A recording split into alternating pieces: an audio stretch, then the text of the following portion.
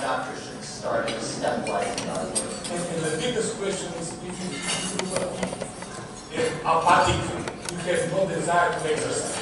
This needs to be overcome step by step. The very best, very good, is better sleep with the melatonin you can use. You can get better food, better sleep. You cannot cut this reaction overnight. It needs to be years sometimes to cut the better sleep, the better alertness can make the cycles even better every day. This is our obligation to teach you how. Sometimes the patients who are very, they don't want to take the risk to make any risk for themselves. I'm fatigued, I cannot exercise. This is very easy. So anybody can exercise according to their, especially I can ask you, which exercise can you exercise for 22 muscles of the face? It's a smile. The smile exercise 22 muscles the right side, 22 muscles in the left side. That's why smiling is the best exercise. So we're going to hear from two panel members. I want to say we're not having a bathroom break per se, but please feel free to go to the bathroom. Okay. Just because we have a lot to go over, but feel free to come and go as needed. So we're going to hear from two of our panel members first, Rocky, then Dr. Garcia. Or vice versa. So I wanted to address the fatigue issue as well. So it's multifactorial, obviously, on the medical side, but it's also it can be multifactorial on the environmental and psychological side. Fatigue can be one of the symptoms of depression, and depression can be managed in a variety of different ways. So when you're talking about, I feel fatigued, it's something to not only talk to your physician about, but it's something that you can talk to your mental health professional about as well. I mean, really, that's what I was going to say as well. It's a very common factor in depression. It's a symptom of depression, fatigue, low energy. Sometimes you'll want to do things, activities like working out, exercise, engage in pleasurable activities, but you just don't find them pleasurable anymore because you don't have the energy, the motivation to do it. So again, it is multifactorial, as was stated before, but depression is a very, very common cause of that fatigue that you experience. Okay, so dessert, you know that was It's vegetarian. So, how to motivate yourself to exercise? The hardest part is getting started. So, people will say they're too busy, too tired, but mostly lazy. That's really the reason. And in order to start, you need to just forget how good it is for your health. That doesn't seem to motivate many people.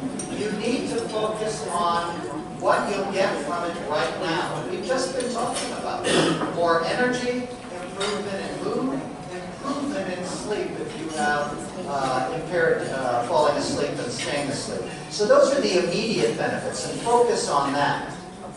Pick something that you like, as I said earlier. Easier, more enjoyable, is far better to maintain.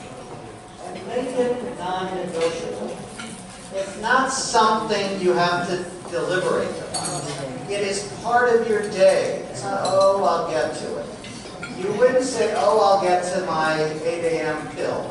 You would take your pill. So you just program it. It's part of your day. It doesn't happen if you can. It is part of your day. So make it non-negotiable. Meet a friend or friends for exercise. Don't meet them for coffee or a meal. Meet them to exercise. And I work out with Omar, and sometimes I don't feel like it, sometimes Omar doesn't, but generally we never have the same feeling on the same day. So we always end up working out. So that's what you need for a friend. So find a friend or a friends to do that with.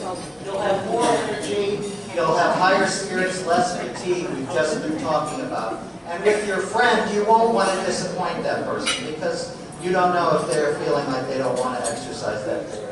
It's also a best way to connect socially. And Dr. Garcia talked about the importance, and Rocky about the importance of maintaining social interaction, whether that be with family or friends. This is a way to interact with somebody. It doesn't even have to be someone with Parkinson's. Your family member related to you should be exercising to lessen their risk of Parkinson's disease as well. So there isn't a reason anyone in your family wouldn't be able to be your partner. And as we said, be realistic. Not everything is for everyone. Your therapist will guide you, especially if you're new to exercising. 10 minutes a day, 3 times a day adds up to 30 minutes. So we're not talking about long stretches of time. When you get there, I usually tell patients, start at 2 minutes. Add a minute every week. Build over time. You can't go from 0 to hero in the first week. Okay, you need to start off slowly and build up. So we've heard a lot about what can I do. We talked about physical, occupational speech therapies. There's the Parkinson Outreach Program, which I think Kathy and Jenna can talk about more at length. We have Tai Chi, we have yoga, we have boxing, machines at the gym, or just walking and doing body weight stuff. There are an endless number of choices you can make for exercise. And so, one of the things we're going to do right now with Jenna, doing our speech exercise here together. And smiling, yes. Always smiling. So one thing I really want to drive home too is carryover.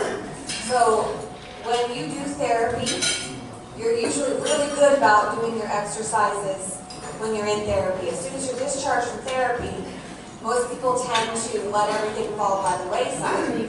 So one good thing that we offer in our clinic is a voice wellness group. We meet every Tuesday. And it is for people who've been through the Speak Out program. So I just wanted to put that out there to help you maintain. And it's a wonderful group. It's the highlight of my week. I mean, I love seeing all of you, but I love seeing all my patients together for the loud crowd. And I know they love coming too. So one thing I'm going to do is I'm going to just do a little bit of our vocal warm-ups from Speak Out. And the Speak Out book consists of 25 lessons. We try to get through those in about a month. Sometimes it takes a little longer depending on how often you can make it, other physical therapy. So these are also good to do before you have any special social engagements. I tell my patients maybe 5 minutes of warm-up before you head out to dinner or to a party or to even to church on Sunday. And the best part is you can do these in the car while you're driving. I'm sure your spouse won't appreciate it, but you know, you don't have to be anywhere special. So the first thing we're going to do, and if any of my Speak Out graduates want to join me, I welcome you. We're going to start with a vocal warm-up, okay? So these are going to be done at a little bit louder level than normal speech. You know me. You know that I'm loud, always. So I'll kind of put the microphone away for a little bit. Okay. So our warm-up. I'm going to start with next. Hey, me, I, oh. Okay. You do those a couple times. So we'll do it one more time. Hey, me, I, oh. Okay. We're going to move on. This time what we're going to do, we're going to sustain the sound ah. Okay.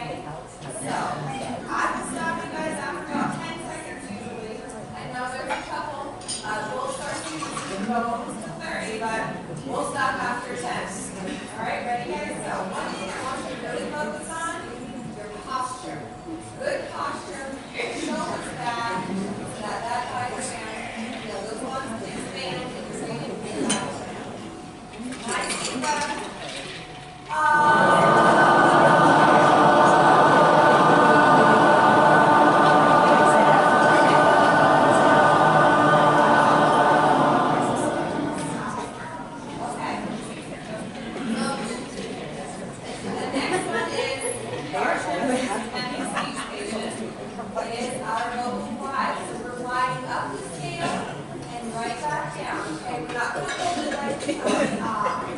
So it's okay, ready?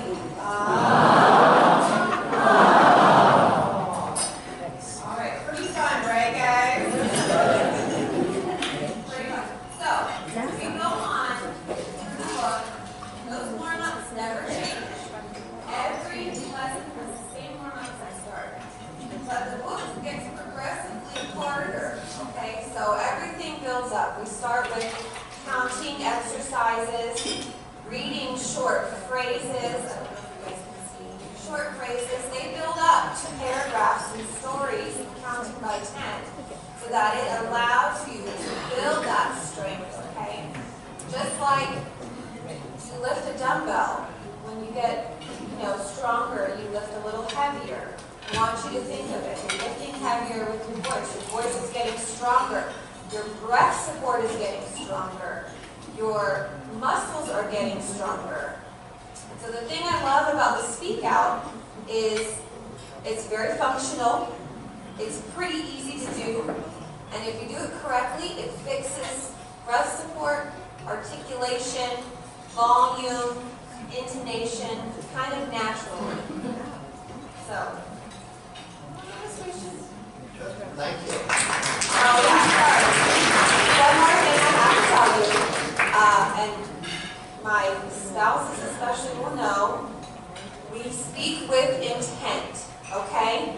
So when anybody who's done through Speak Out will know, speaking with intent is our key word, intent. And that is because, again, as Kathy mentioned previously, when we focus on what we're doing, when we are intent on what we're doing, we do it better. All right, so let's hear from Dr. Garcia on some thinking exercises. We talked about body. We're going to see boxing in a minute. We talked about body, speech. Now let's talk about exercising the mind.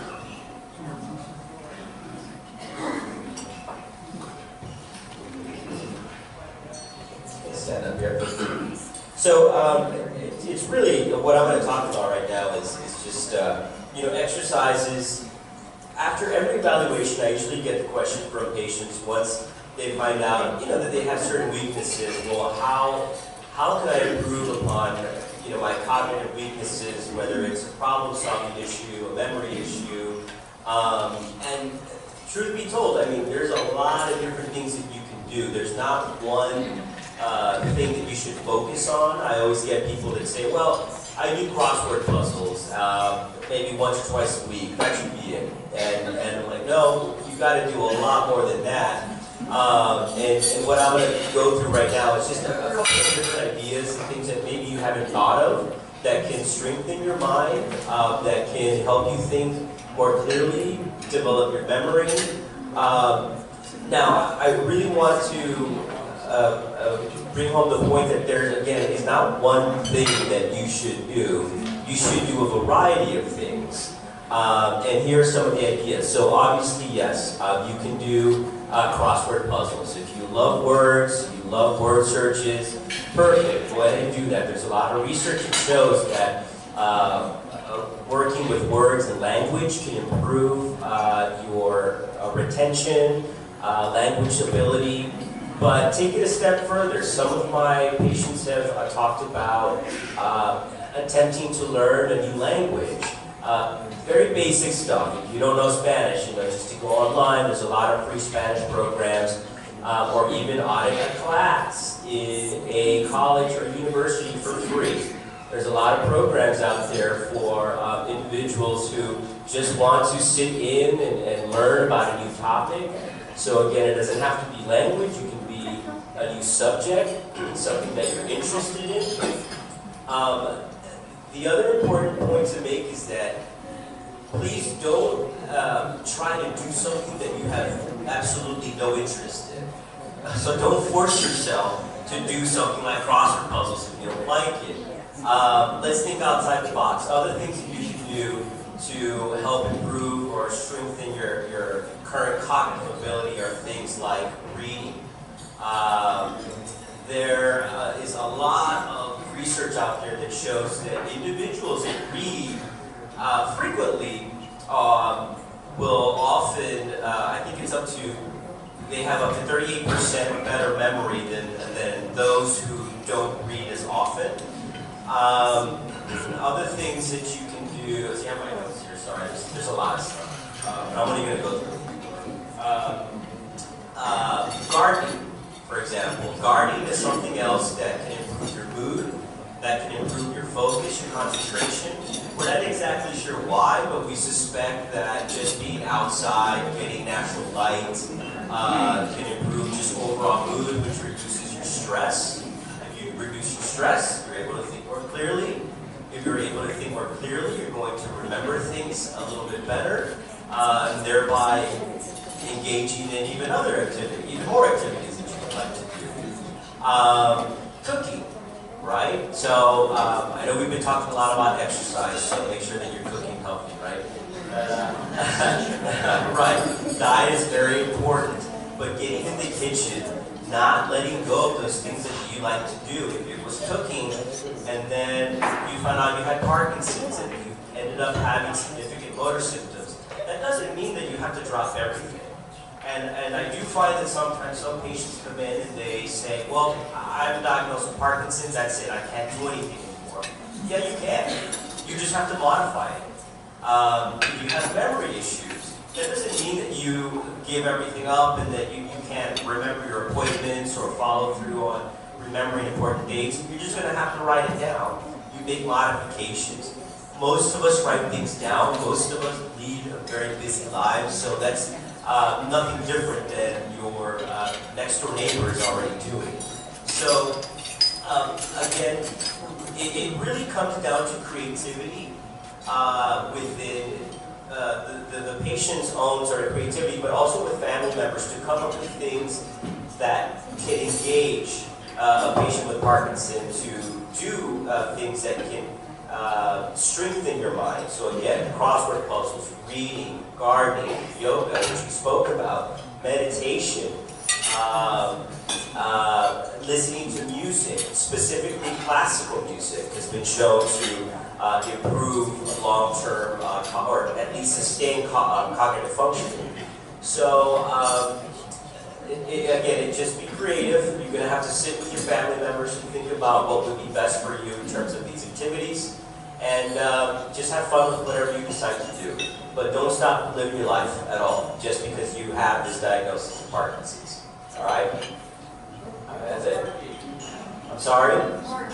Card games are fine. You know, you want to gamble or go Right. Yeah, I mean, card games are an excellent. Card games, absolutely. You hit it right on the head. It's the experience of interacting with other people, exactly. And you want to do these activities with others. You don't want to do it by yourself. But again, make sure it's something that you naturally gravitate towards. Again, if you hate cooking, don't start cooking because you're going to aggravate yourself and get upset, defeating the purpose. But again, just find things that you used to love to do when you were younger, when you were, more active. Just don't stop doing these things completely. There's just no reason to do that. You can always do almost everything with modifications. What about Computers? So,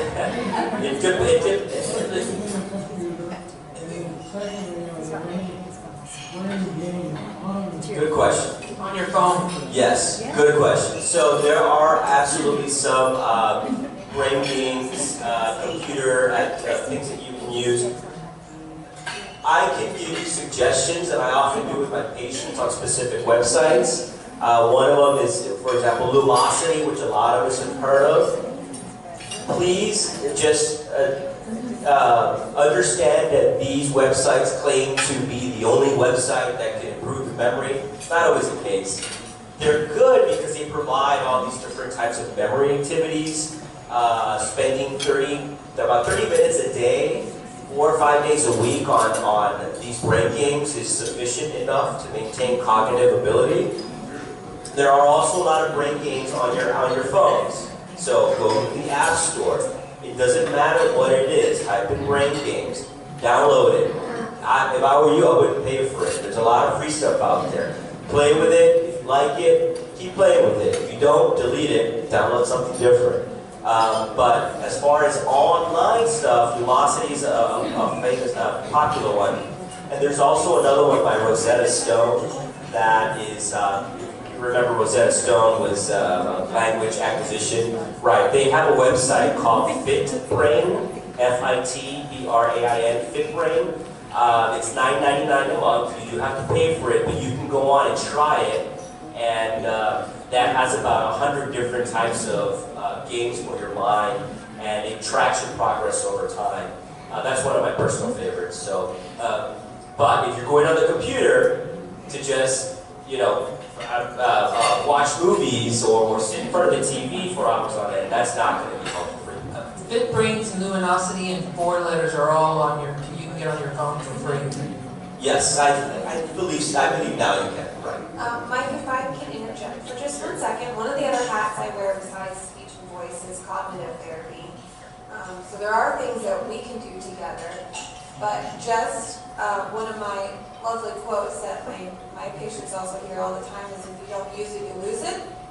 And that's very true. So Mike was touching on, the brain games. You can go online to any app store, iPhone or Android, and just type in brain games, and there's all kinds of free stuff.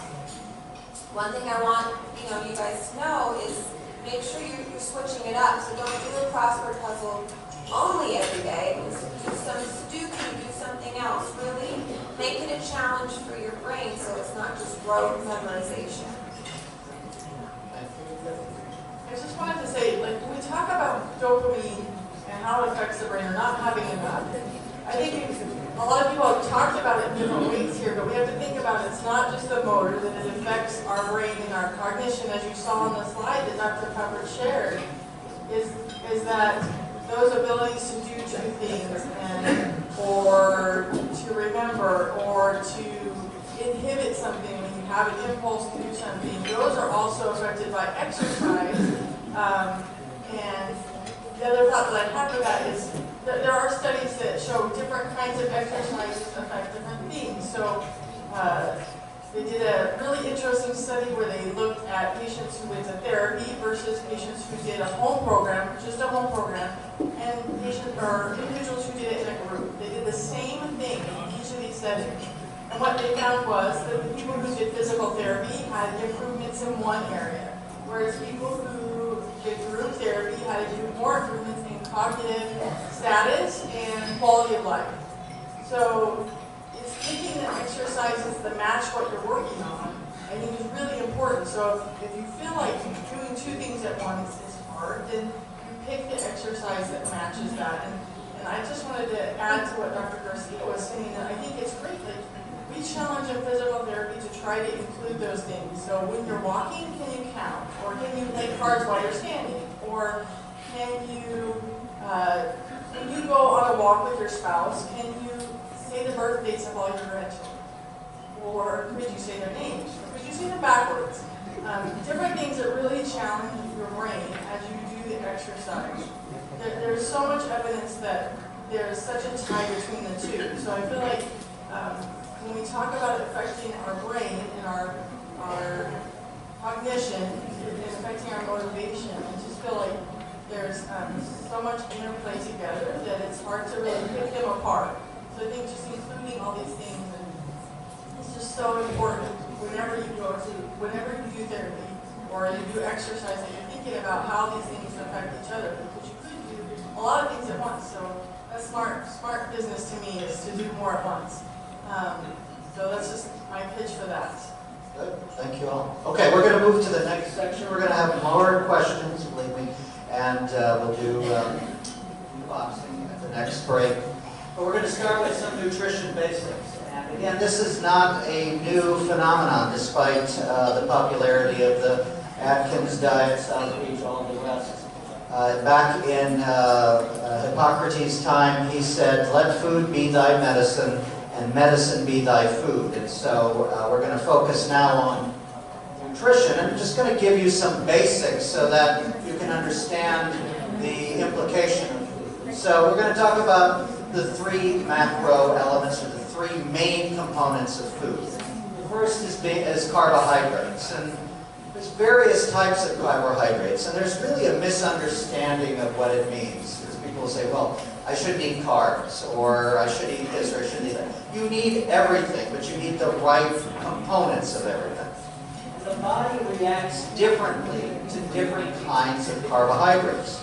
It reacts differently to glucose, sugar, versus carbohydrates in bran. So it's very important to recognize that. And we can't avoid carbohydrates. We need blood glucose as the primary fuel for the brain. It's really the only main fuel for the brain. And it also is an important fuel for muscular energy. And so we need good carbohydrates as part of any diet. It's important to recognize, though, that there's a limited storage of carbohydrates in the body compared to fat and protein. And so that's where the dynamic comes to pass. We have to recognize that. So a little bit about carbohydrates. Because when you're learning things, looking at food, well, what's the difference? So there's three main kinds of carbohydrates. Monosaccharides, so a single unit of carbohydrate. Disaccharides, so different combinations of monosaccharides, I've listed some there. And then polysaccharides and those indigestible carbohydrates. These are complex dietary fiber and such. And so we're going to hear from Karen in a little bit, going a little bit more in detail about this and diet and Parkinson's, but we need this little foundation here to talk more. So a little bit more about carbohydrates. So it's important to recognize something called the glycemic index. And this is a measure, and you've heard me talk about this in clinic, I know. This is the measure of how quickly a carbohydrate that you eat manifests as sugar in your blood. That's really an important element to good carbohydrates. So the glycemic index is the volume of glucose and the speed that enters, and these two things, how high the glucose is and how fast it enters the blood, that influences the release of insulin from your pancreas. So if we compare any kind of food or carbohydrate, it's always compared to pure sugar or glucose, which is 100. And so it's desirable to consume carbohydrates with a low to medium glycemic index. So 69 or less, they usually have higher components of fiber because they break down more slowly. So they cause the blood sugar to rise more slowly. And it dampens the release of insulin, because insulin spikes when the blood sugar spikes. And what happens when the blood sugar spikes and you're not using it? It gets stored as fat. Okay, and so that's why the glycemic index is important to understand when you're differentiating from the carbohydrates that you need. You need carbohydrates as part of this diet. All right, the second main food component is fats. And we all need fats. It's not that we don't need fats, we need fats in our diet. They are highly concentrated sources of energy. And the adult recommendation is about 20 to 35% of good fats should be part of your calories.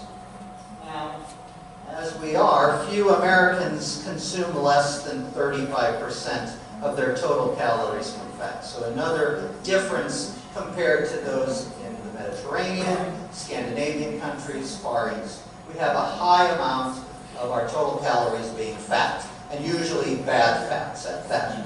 So fats come in various different forms. Cholesterol, oils, butter, margarines, they're all fats or liquids.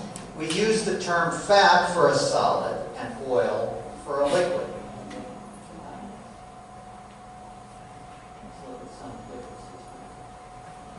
So as I said, triglyceride is most commonly consumed lipid, and it's the fat that is stored in this form when excess energy is consumed. So if you eat more than you burn, especially carbohydrates, the excess can't be stored beyond the muscle and the liver. We have limited storage of carbohydrates.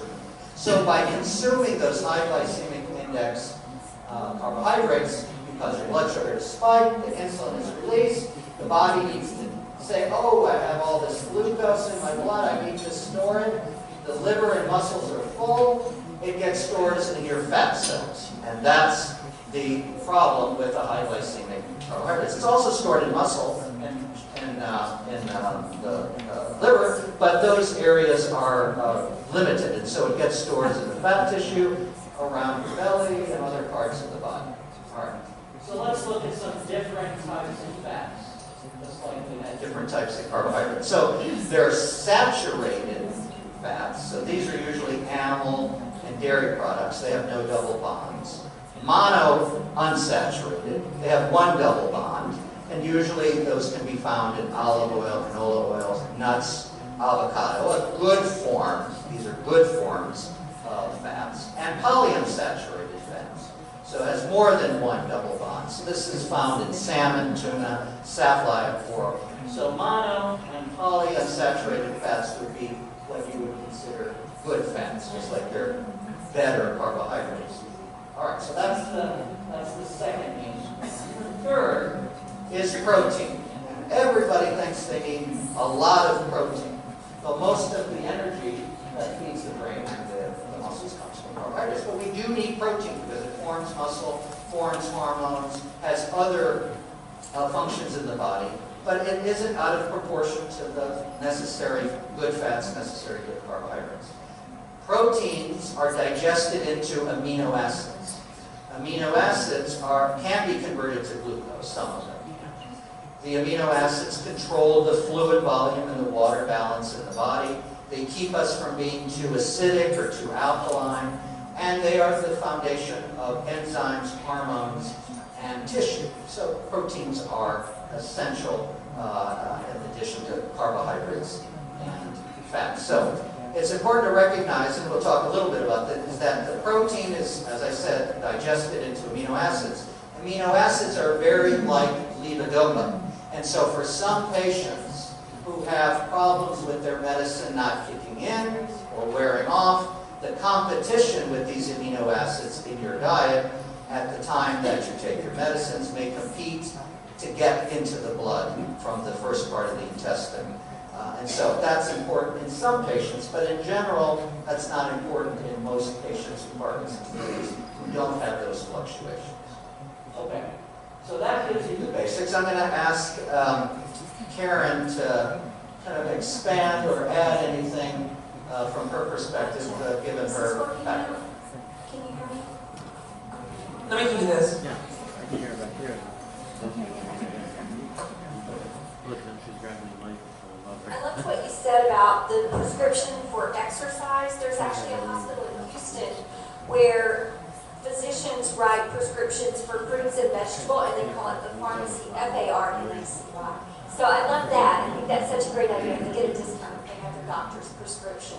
I also am super excited about nutrigenetics and nutrigenomics, how the foods that you eat can change the expression of what we're born with genetically.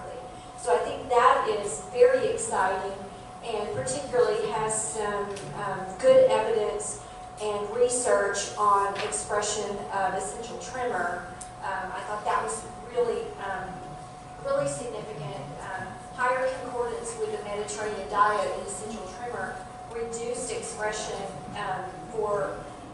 depending on the degree of compliance with the Mediterranean diet, from 59% in those that were moderately compliant to 71% decreasing the odds. So I thought that was really great evidence. Just looking at Parkinson's and other ways that the changes in the autonomic nervous system may impact you, though, is the slowing of the GI tract. So you may have delayed gastric emptying, constipation, some of those kinds of things that would be good to work with someone to help with that. And then also talking about the decrease in the medication, the way your medication works, if you're having the protein at close to the timing of your meds. So some people suggest, I'm not sure if you recommend the ratio, the higher ratio of the carbohydrates, the 7-to-1. There was it looked like there was quite a bit of evidence for that. I'm not really certain if that's what y'all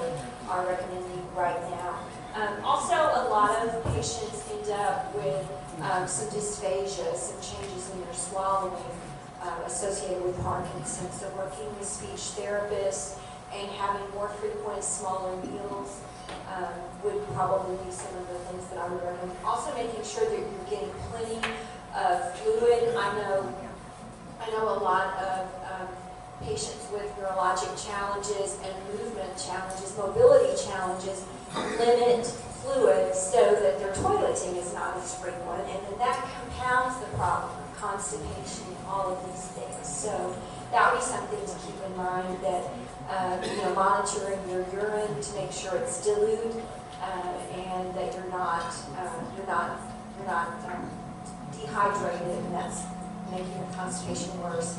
Fiber, fruits and vegetables, 5 to 6 servings, and the Mediterranean diet, we had quinoa today, and some of those kinds of things. But I think that's a good anti-inflammatory approach for people to consider in their nutrition. Karen, Question?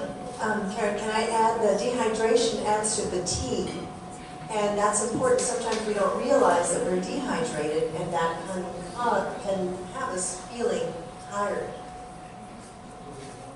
You got questions? No. Okay, so stopping in my tracks, if this is bummed, people have concern